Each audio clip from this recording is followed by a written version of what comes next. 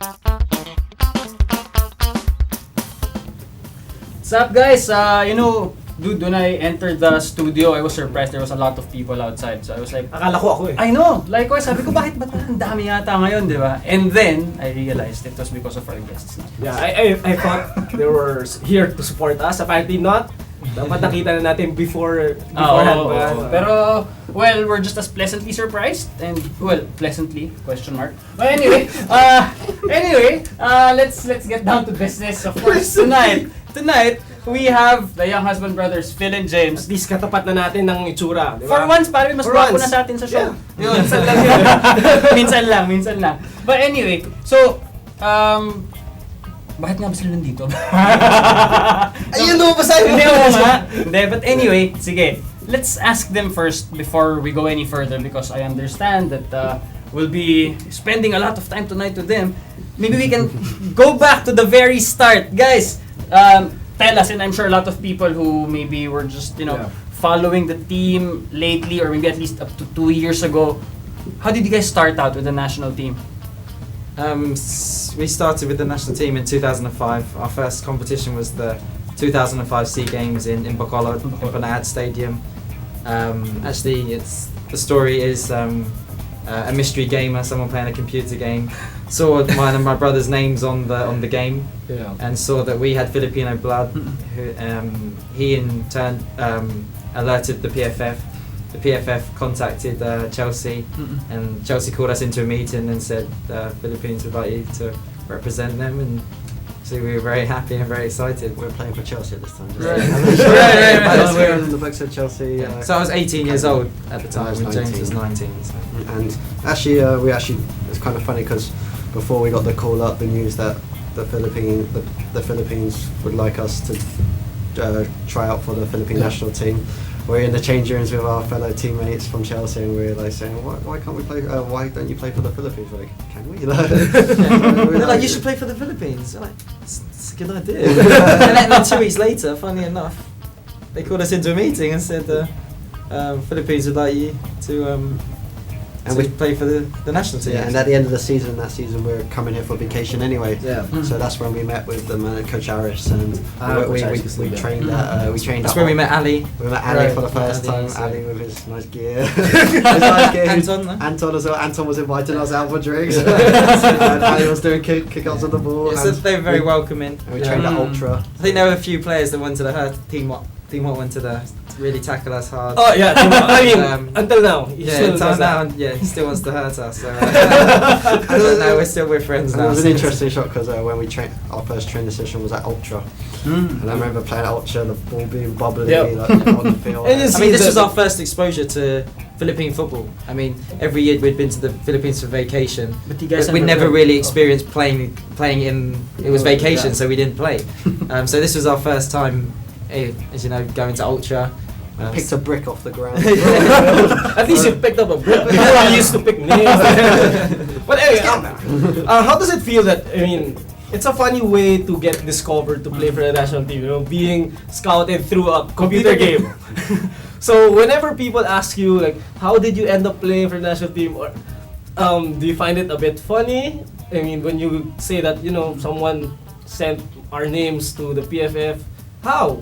Because we saw their names in that game. Yeah. So I mean, how do you find that? Is that something that it's unconventional in a way? Yeah, So well, it's interesting. I mean, it's always the story we like to tell.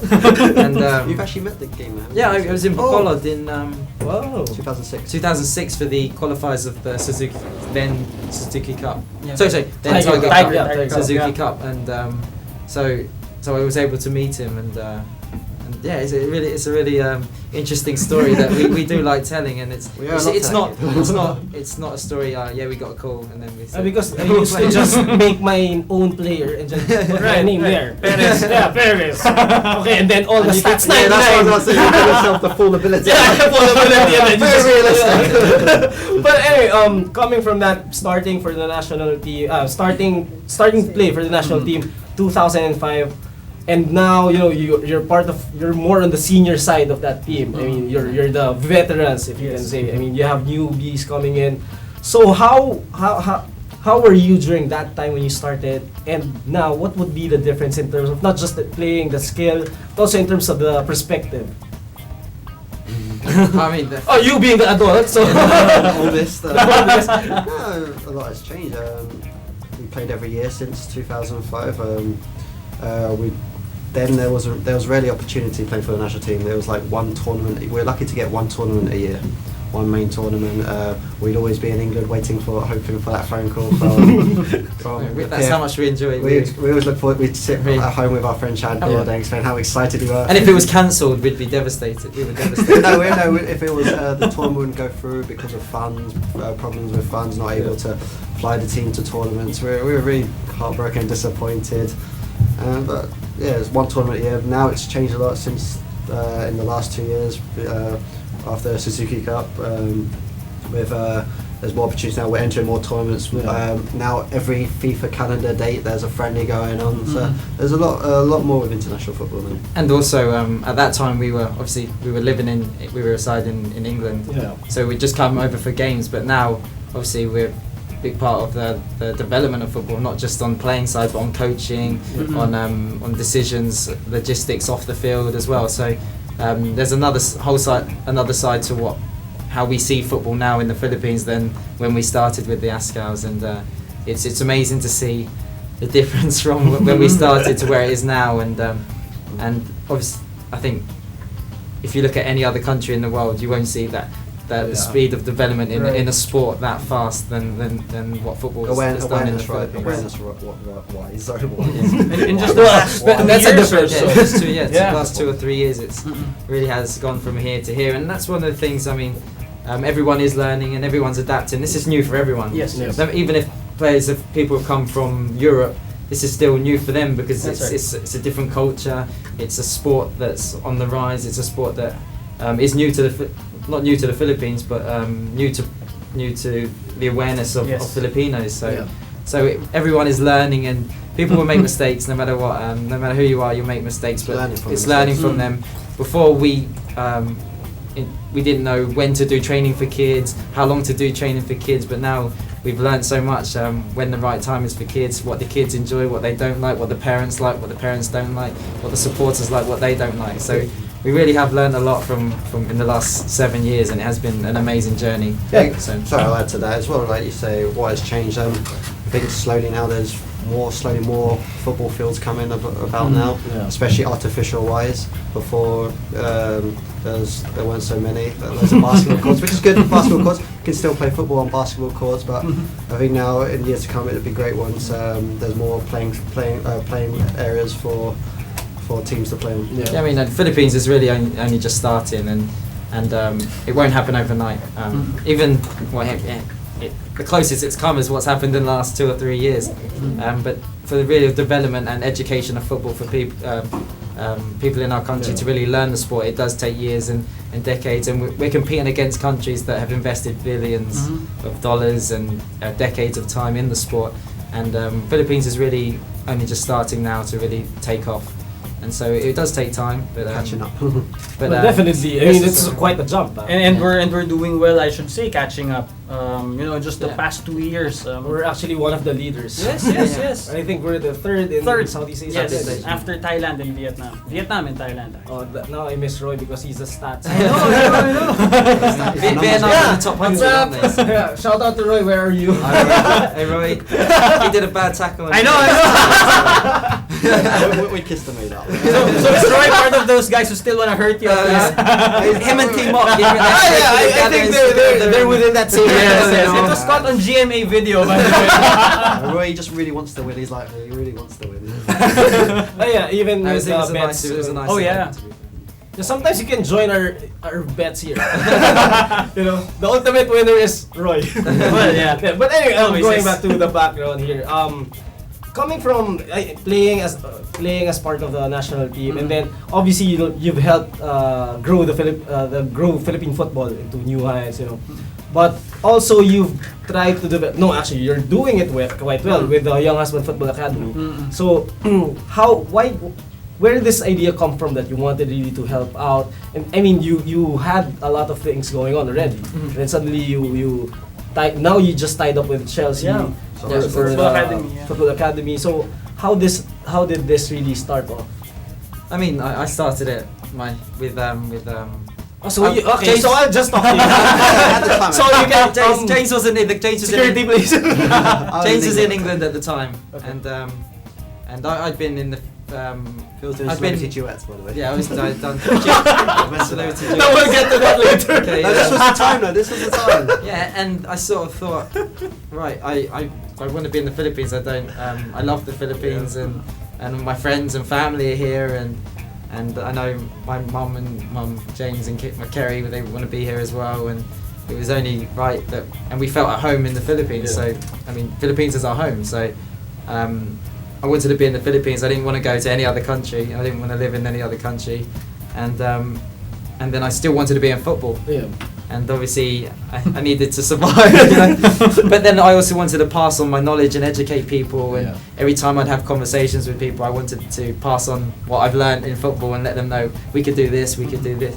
And eventually I met Kathy Revilla and Jojo Durian, and they were able to help support me with the academy. We started with a one day thing, and then I decided after that one day thing it was fun, it was successful, and I thought we can do more. This is what I really enjoy. I love being with the kids and coaching. More regular. More regular. So we came up with a plan to do a longer program.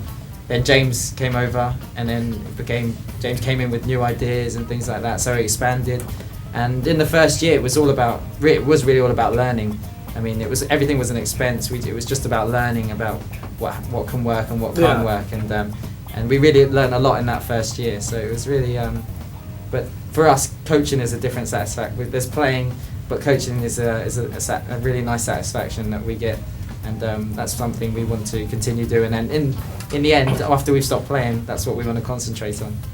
So you see yourself like after playing for the national team, you see yourself being part of the coaching staff? Yes, that's. I mean, that's we have UEFA licenses, so and we really enjoy coaching the kids and being a part, learning the new ways of learning things. I mean, we learned a lot of Jose Mourinho, Brendan Rodgers. Nate, enroll ka na pare! Madrid pa rin. Enroll ka na pare! Kapag gusto matuto? Oo, I think his height would be qualified for that. Yes. Younghusbands Football Academy. I'm just about as tall as David Silva. But just to You can play with the under 12s. just to expand on that, you mentioned that we've teamed up recently with Chelsea Soccer, and that's great. I think they would have thought Chelsea would be here in the Philippines, like a soccer school here in the Philippines, wanting to give their part and help because we still have a good relationship with them. We went back to England recently, and we saw how far they're coming now with football, especially with science. How far they're coming with football, and they've been passing it on to us for free, by the way. and then so we can bring it back here to the Philippines. We just came back from London because we had meetings with them, so we got to everything, all the new ideas and the way football's going on to a whole new level. And it has been a very good year for Chelsea. Yeah. But the thing is, Man U. Dude.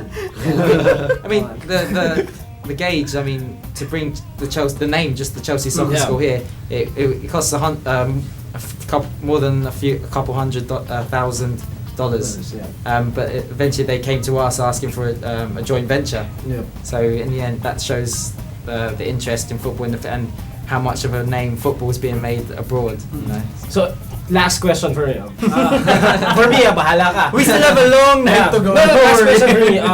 Because we've seen Philippine football grow. So I'm gonna ask In you. fact, Philippine football and the Younghusband surname has been synonymous with each other. To a certain Layo extent. Younghusband football, hindi si. Whatever. Anyway, what do you dream for Philippine football? Don't give me we want to be successful. No, immediately. What do you think needs to be improved on? Facilities. That's. Well, I mean, it's being done now. You see the development of artificial turf. Yeah, artificial turf. Spoken like a Division 2 player. Well, there's two or three being built right now. But obviously, you've seen the weather recently to really have consistent leagues and games being played. You need facilities, and even UFL clubs have struggled to find facilities.